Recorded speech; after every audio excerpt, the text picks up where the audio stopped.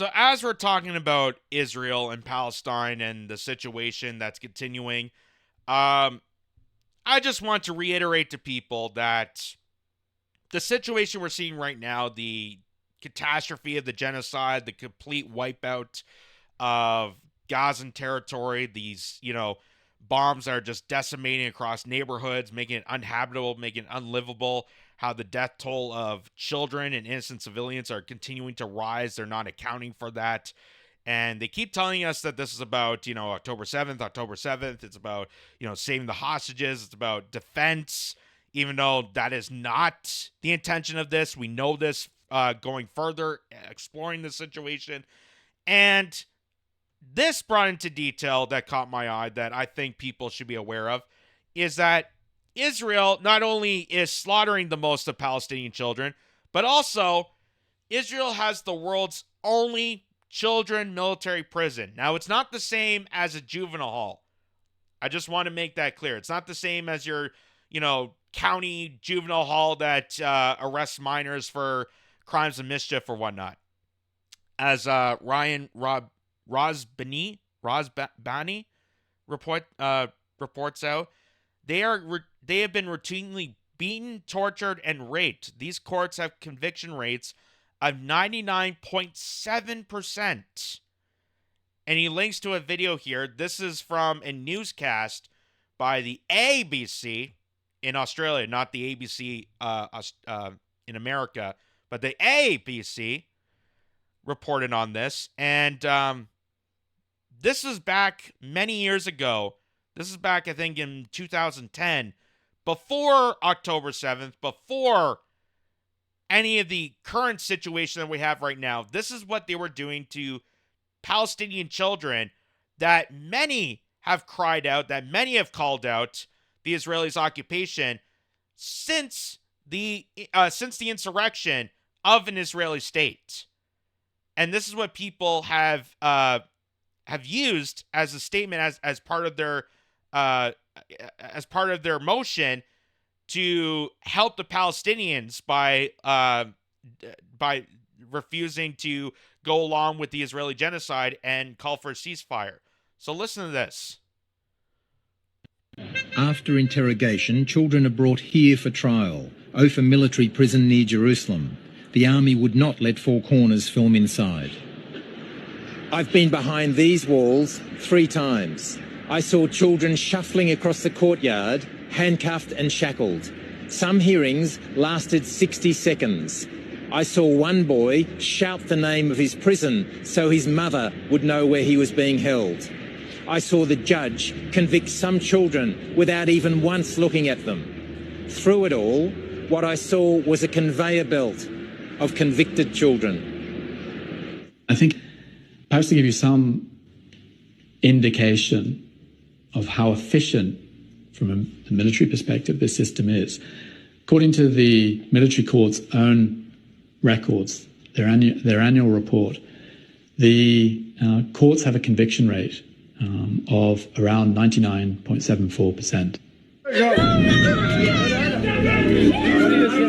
Typically, a Palestinian boy convicted of throwing stones will be sentenced to about 3 months imprisonment. So I don't know if you just heard that. A Palestinian boy can be convicted for 3 months prison sentence for throwing rocks at armed military men. A Palestinian child can be arrested for 3 months at a 99.7% incarceration rate because he is throwing rocks to defend himself from the militarized capture of this region. This is why people have for years, this is not just in relation to October 7th, but for years, have been stating about the Israeli occupation in Palestine. There's been countless documentaries, there's been countless news reports. They've been saying this for decades. This is all part of the cultivized agenda done by the Israeli war hawks like Netanyahu and Gallant, their military advisor. And of course, this is in reflection to the greater Zionist Israel project that expands the territory, expands this militarization to take over and dominate over Middle Eastern territories, to then cultivate their resources, cultivate their land, sell it off to other globalists, sell it off to investors so that BlackRock and Vanguard can come in and decimate furthermore these territories.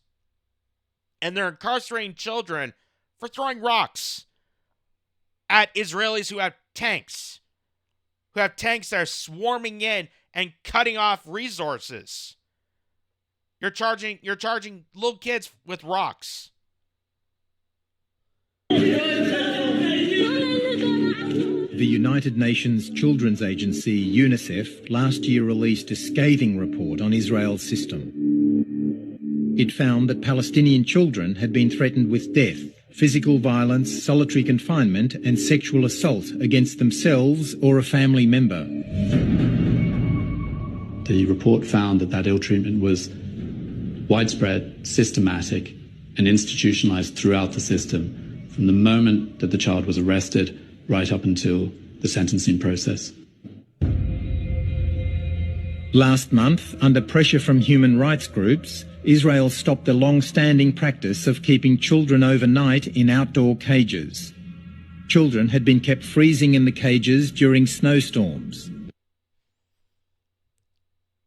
So that was just some of the highlights of that news report. That was back in, I believe it's 2010, maybe 2009 that got released. And here we are in 2024, where people are using these statements, using this information that is well documented, that's well known about, that's in the Israeli military documents, even reporting this. That, yeah, we intend to imprison children and rape them and assault their family members. We intentionally do that. And we intentionally intervene and take over their territory in a militarized zone, hence the open air prison system they have cultivated to go after the Palestinians. And that is why they needed a figure like Hamas that they're trying to fight against. They needed some sort of militarized regime to fight against so that they can storm into Palestine. That is why Netanyahu and the Knesset party, of his Knesset party members, orchestrated this. They paid money towards Hamas. They wanted Hamas to take over Palestine, and then to have this iteration like October 7th to commence the fighting, to commence this warfare. So it seems very documented that why October 7th took place, why exactly Israel is committing genocide. It's very well intentionally documented all across these different areas, all across these different spectrums. Mainstream media outlets reported this years and years ago. Now all of a sudden, it's gone completely silent because AIPAC lobbyists, because of special interests, and because people like Netanyahu have blackmailed, decimated, and paid off these people to not mention any of this.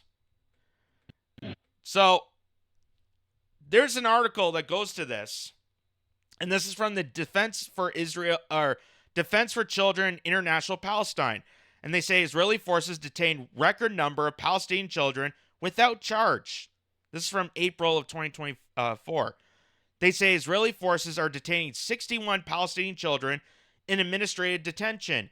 Israeli forces are holding 61 Palestinian children in administrative detention as of March 31st, according to information shared by the Israeli Prison Service.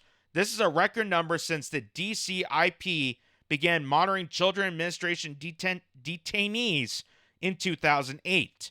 At least half of these children were detained after October 7, 2023, as Israeli forces escalated military operations throughout the occupied West Bank. Detaining children indefinitely without charge or trial amounts to arbitrary detention, says Aid Abu Aktash, Accountability Program Director at DCIP. Since October 7th, Israeli forces have accelerated their arrest campaigns against Palestinian children and detained a record number of children without charge. Around 1 in 3 Palestinian children detainees are held under administration detention orders, according to the Israeli Prison Service, At the end of March, Israeli forces were detaining 194 Palestinian children. Well, I'm sure they had the intentions of possibly joining Hamas when they turn 18. I guess that's a defense, right? That's their defense, something like that. The rise in the number of Palestinian children subjugated to administrative detention coincides with the alarming conditions faced by Palestinian detainees in Israeli prisons. The situation of Palestinian prisoners has become increasingly worse, with children reporting very harsh conditions since October 7th. Administration detention is a form of imprisonment without charge or trial, regularly used by Israeli authorities to detain Palestinians, including children. Palestinian children held under administration detention orders are not present with charges, and their detention is based on secret evidence that is neither disclosed to the child nor their attorney, preventing them from preparing a legal challenge to the detention of its alleged basis, according to documentation collected by the DCIP. And now you see why international court systems have a bit of confrontation with Israel. Arbitrarily depriving Palestinian children of their right to liberty through the use of administration detention, which is the imprisonment of individuals for prolonged periods without charge or trial, often based on secret evidence amounting to an arbitrary detention. Administration detention orders are issued by the Israeli military commander of the area or a military officer delegated by the military commander, and can last up to 6 months. But there is no limit to the number of times an administrative detention order can be renewed.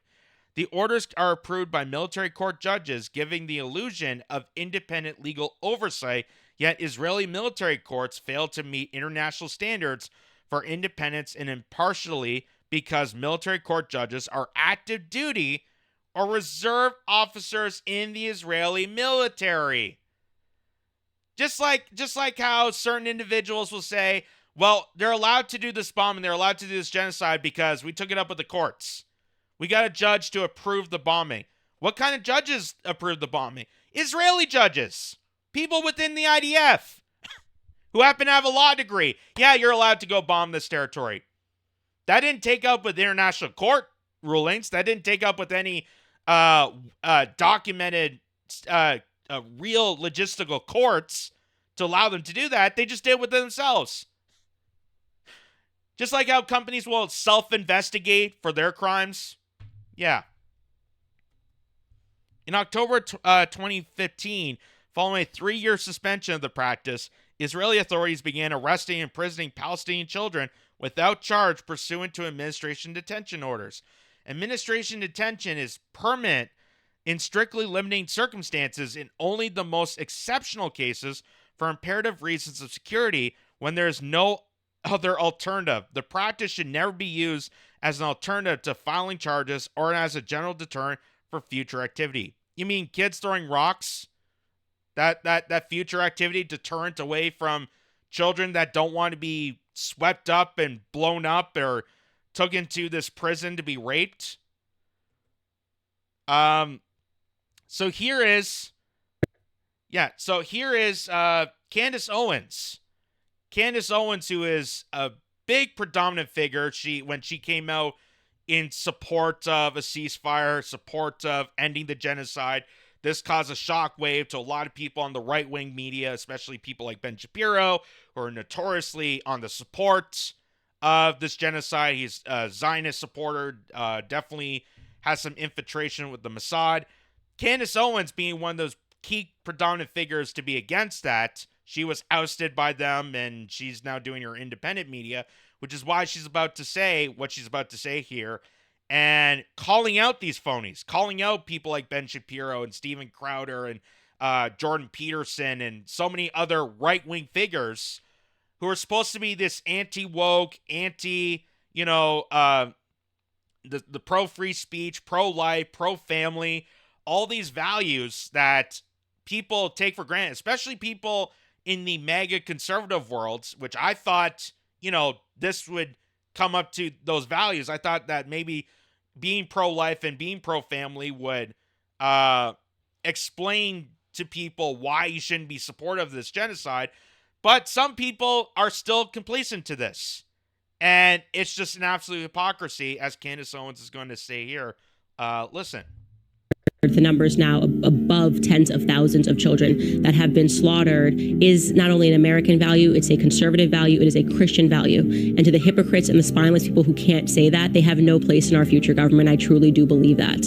And that's why I say this unabashedly. I just can't believe, I cannot believe what I am seeing today of people pretending this is about anti-Semitism. Like if somebody else was in there, no one would be saying anything. Like, yeah, no, I'm sure if Putin was in Israel and had murdered 20,000 children, everyone would just be chill. Because this is really just about the fact that they're Jewish. I mean, it is just mind-blowing. It really is. The dishonesty, the deception, the Western media smearing and libeling anybody who has a soul and the decency to say that children should not be murdered like this. Water should not be cut off. Electricity should not be cut off.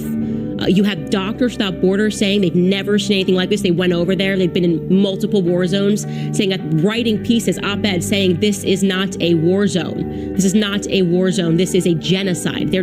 Everybody's just conspiring to hate Jews. I mean, it's pointedly ridiculous, and it is really telling when even Israeli publications are saying that calling this anti-Semitism is a joke.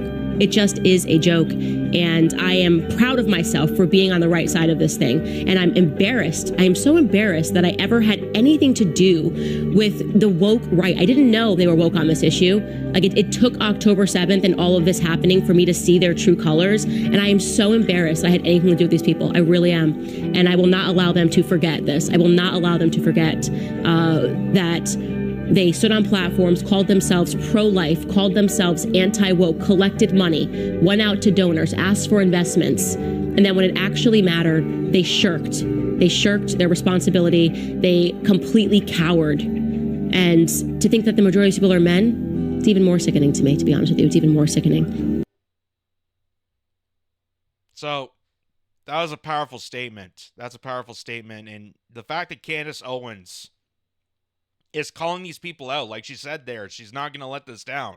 She's not going to stay silent and when these people are being so hypocritical. And I agree with the statement. I agree that, and you think with the situation at hand, when you're seeing the mass images that are being presented, even outlets like Fox News that we showed earlier a while back, Fox News even came to the realization, like, yeah, we are destroying any livelihood in this region.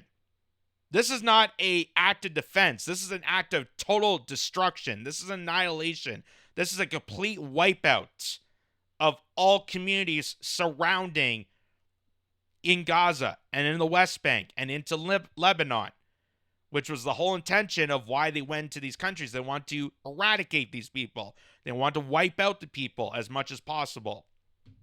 And the fact that you have so many predominant figures that will stand on stage and endlessly lecture and moralize about being pro-life and how abortion is this demonized issue and how dare people go to Planned Parenthood and get themselves an abortion, killing little babies before they're even born. Yet they don't recognize this. They don't acknowledge that we have spent most fortunes across the world, nation after nation, has spent a forkload investing in the actual slaughtering of current children right now. How people can stand there and be pro-life, pro-nuclear family. I thought that was the great thing about conservatism. That was supposed to be a true value of theirs. If you're pro-family and care about the family unit, why would you be also on board with the slaughtering of families, with the slaughtering of victims? How can you be okay and sit there knowing that Palestinian children are going to be mass incarcerated into a prison system where they're most likely going to be abused, they're going to be starved, and they're going to be raped and sexually assaulted? Not just terms I'm saying, but actual documentation straight from Israel, straight from their military. They're openly proud about it. They're openly proud of how they have dehumanized people, because that's their whole obligation. That's their whole objective, is to dehumanize this population so they can go in and mass slaughter these people and no one would care. And if someone did care, they would consider that anti-Semitism, as a deflect, as an excuse, which is why Israeli publications even came forward and said that that was an absolute joke. That what you're doing here, calling everything anti-Semitic, is basically the boy that cried wolf. You're basically using anti-Semitism as an excuse to get away with your heinous acts, and because you went a bridge too far, now people aren't going to believe anything about anti-Semitism. When there's actual anti-Semitism right in front of them, when they're actually deliberately assaulting Jewish people for peace, and when they're deliberately assaulting rabbis who stand for Palestine, not for Israel, but for Palestine. They're assaulting them. They're assaulting those people. They're assaulting people in Israel. They're assaulting their own people, the IDF. And none of that gets addressed because it's all a cover-up. It's all a globalized cover-up, part of the greater Zionist project to buy out Western media, to buy out these entities, and continue on this crusade.